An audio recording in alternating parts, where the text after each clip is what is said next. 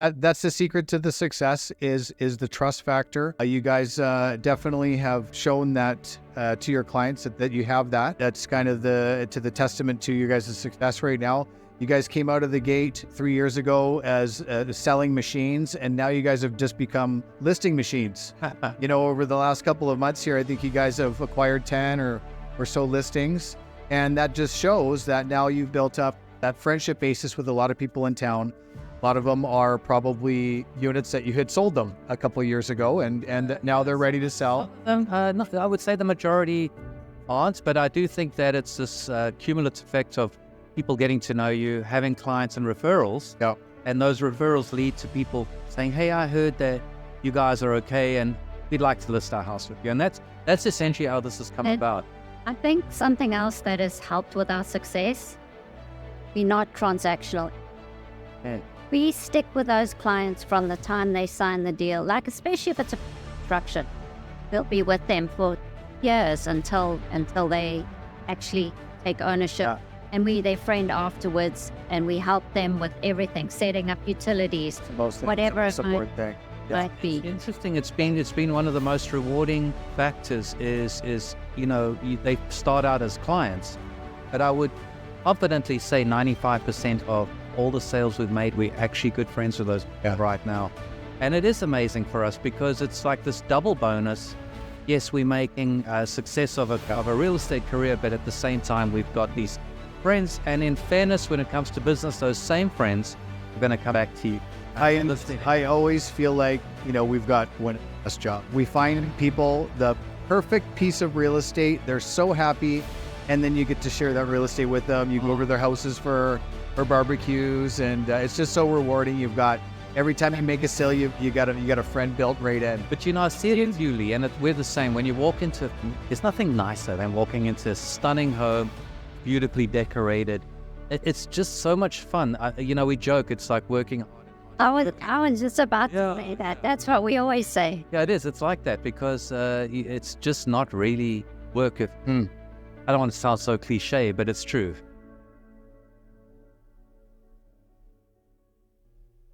Talk about Tesla, the Chinese coming in with big factories, the 75 billion baby booms, and we'll, and after that, we'll talk about why the baby boom. Okay, so just to talk a little bit about current events that are going on in Mexico. This is like one of the reasons Mexico has this vibe right now. Right. Is all the major manufacturers that are coming into Mexico, around Mexico City, Monterrey, massive companies from China. Yep. Tesla's coming in with a megawatt plant that's going to be built in Monterrey. I heard that, and that's amazing. It just kind of shows you that Mexico's in the spotlight right now for economic monster. I was just reading that in the latest news. Actually, I saw something on the news wire about that. It was Bloomberg, right? They brought up this whole thing that Mexico is on the verge of really exploding in terms of its economy. A lot of countries are investing in Mexico. So there's definitely a wave that's happening here. Yeah, when it comes to the big factories that, America normally is exporting their goods out of China into the United States, and they're not doing that anymore. Even these Chinese companies are building their factories. So, it would only make sense. Well, sure. We got a whole other continent here. Why are they building everything over there and shipping it over? Yeah. And not only that, we know we've got the that Mayan train now that's going from the West Coast to the Pacific. I don't think a lot of people know about that, but that is quite an engineering. Yeah. That train is going pretty much across all of Mexico. And it's going to give the Panama Canal a run for its money, because that's going to be a means of transporting goods from the west to the east. And I don't know how many people really understand the topography of Mexico, but there is some seriously big mountain ranges, and they've got to cut this whole thing through these mountain ranges to connect these different. I just drove from Monterrey to Mazatlan and through Durango. We must have went through 20 kilometer-long massive tunnels, huge. Well, billions of dollars were spent. I was going to say, we were surprised when we drove down the Baja, over this mountain range, that mountain range, constantly. The one thing that struck me with Mexico is the beauty of the geography. One of the reasons why people come here, you know, they feel welcome most of the time, as long as you leave a good tip. Yeah, exactly. And you're polite and respectful. Polite and respectful. You know, the Chinese are coming here as well with their big factories. So we all know and we all agree that Mexico is becoming a superpower in the global economy. Now let's talk a little bit about the baby boomers, the massive amounts of baby boomers that are looking for somewhere where they could possibly, you know, nest over the winters. What was the big boomer range? It was 1947. It was 46 to 60. The 1946 to 1964 is the boomer. So I think My dad was born in '69. and I think it's nearly 80 million people, if I'm not mistaken. Basically, Close to that. I read just the other day. It's close to that, and then half of those are about to retire. Yeah. Now, and they have the money. They have the money to look for forage in another country. And honestly, we've got so much to offer them. Their money's going further because our cost of living is just so much more affordable. And our weather is just phenomenal. Well, you know, at that age, you know, people have medical issues, and a lot of their insurances aren't even covering at all their basic medical and prescription. Mexico are 85% of what they are in the United States. Hospitalization, surgeries, knee surgeries, hip surgeries, all that stuff. And North Americans are running up against these exclusions all the time with their medical benefits, right? They have one cardiac episode. Now they're not covered anymore. Right. And so it's so much cheaper to come here.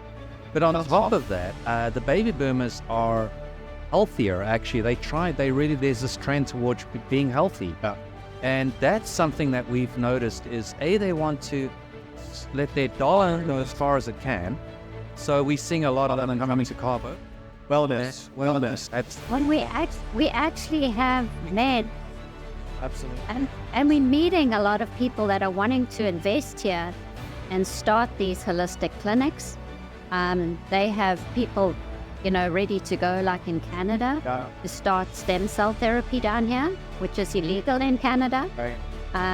And you've got people ready to come and have the treatments here as well. actually just last week we had an investor group out and we were showing them some retreats. Okay. You know, just half an hour from here. The nice thing about that is half an hour from here, you can be on the beach, pretty much remote, but you're also still only 45 minutes to an hour to an international airport. Yeah. So the access to the Baja, what makes it so attractive. And I think that, you know, I mean, Botox is super cheap here. I don't know.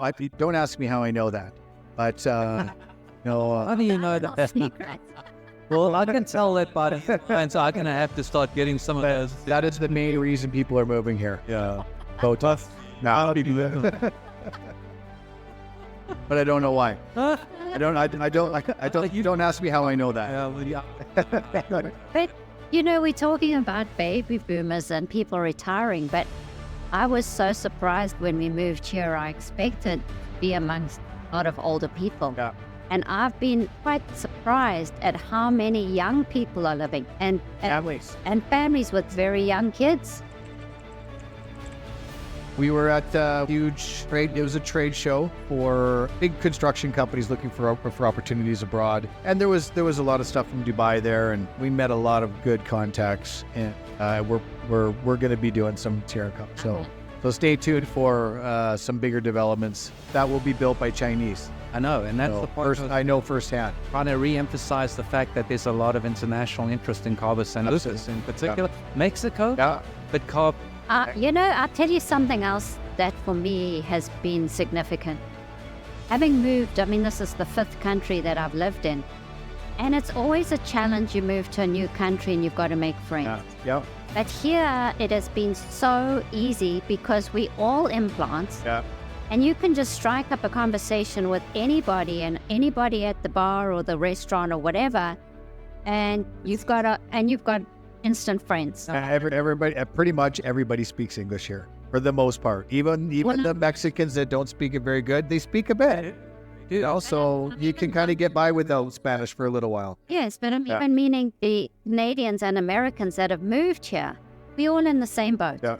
You don't feel like an outsider when you're here. Absolutely. But you know, I like to balance things too, because, you know, when you're living in Canada, yes, you go to the public swimming pool, there's 5 lifeguards, there's 3 ambulances, Yes. 10 police cars, and it's very controlled. Right. It's to me, that's called suffocation. It is. No, there's no freedom anymore. I don't like that. Yeah. And I found that If I want to drown, let me drown. And the other thing I have noticed here is we watch little children play, and it's interesting. Like the 8 to 10-year-old kids playing in the gardens, they're playing Batman, Spider-Man. Yeah. I don't see. Hide and seek. They're buried in the sand. Not one of them has the latest iPhone 15. Yeah.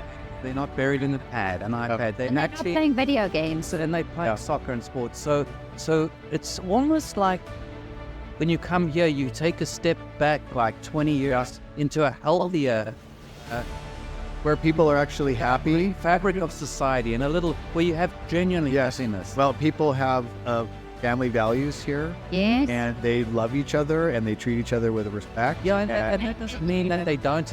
I just think that the control is something that people don't particularly. Well, and they, you know, one of release from. one of the things that really bothers me is when I go to the grocery store and I see someone that's obviously from Canada or the States, and they're being rude, like, don't you speak English? And I'm just like, you know, I mean, don't get me going, but, you know, you're in Spanish here, buddy. Yeah, You know, have a little bit of respect. But they kind of some people bring that anger with them. yeah, but I You know? think You're supposed to be on vacation. Relax a little bit. Enjoy it. living in a vacation resort, basically, you live in. It is. But stress levels are definitely a lot less here. Yes, We absolutely. have to Yeah. balance this because Yeah. it's not necessarily a sterile environment. That's the only thing that stresses me out. Potholes and topes And traffic. and traffic. Yeah. And late people. Late people. Well, there is Everybody's that. We're not late. No, I know not you guys. Okay, guys, it's been so nice having this chat with you and reminiscing about old times and Absolutely. what you guys love about Cabo and what I love about Cabo. I really hope that this can help people make a decision on you know, whether or not they want to, you know, keep the door open on moving to Cabo San Lucas. Yeah. They've got 2 amazing realtors here that can help them out. Well, thank you. And We would love to help people out. For sure. And it's been such a pleasure to be able to help so many families move here already. And, you know, I think we have the skill set as a brokerage to really service our clients in a responsible way and, you know, help them through every aspect of the negotiation of a property. And